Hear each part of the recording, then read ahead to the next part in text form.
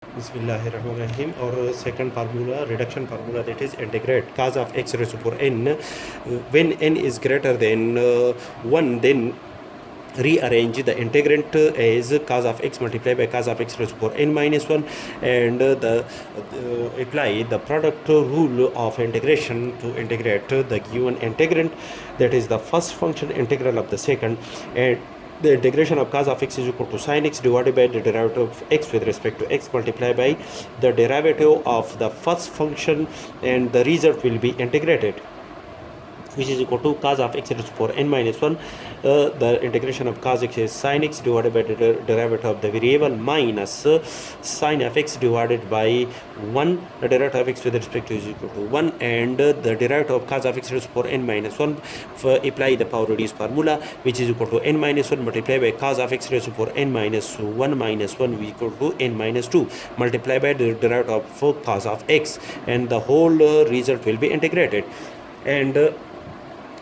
n minus 1 is constant, push out n minus 1 from integral sign, which is equal to sin of x multiplied by cos of x raised to power n minus 2 multiplied by the derivative of cos of x is equal to minus sin of x multiplied by the derivative of x with respect to x. The whole result will be integrated. This result is the same. Minus multiplied by minus is equal to plus n minus 1 integral cos of x raised to power n minus 2 sin of x is equal to sin of x whole square multiplied by the derivative of x with respect to is equal to 1. The whole result will be integrated. And by the fundamental, according to the fundamental identity in trigonometric function, sin of x whole square plus cos of x whole square is equal to 1. Therefore, sin of x whole square is equal to 1 minus cos of x whole square.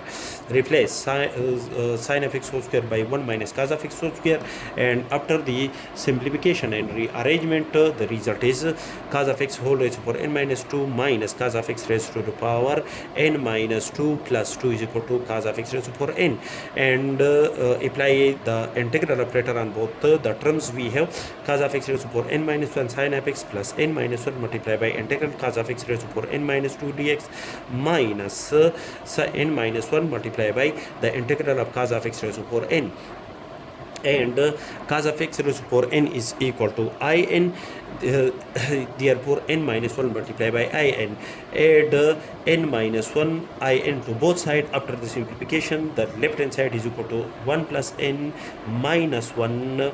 in is common, is equal to cos of x raised to power n minus 1 sin of x plus n minus 1 multiplied by integral of cos of x raised to power n minus 2. Divided by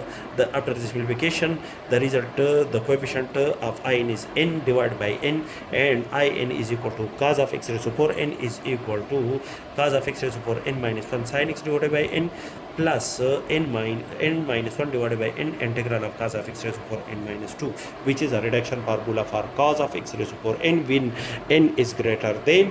1.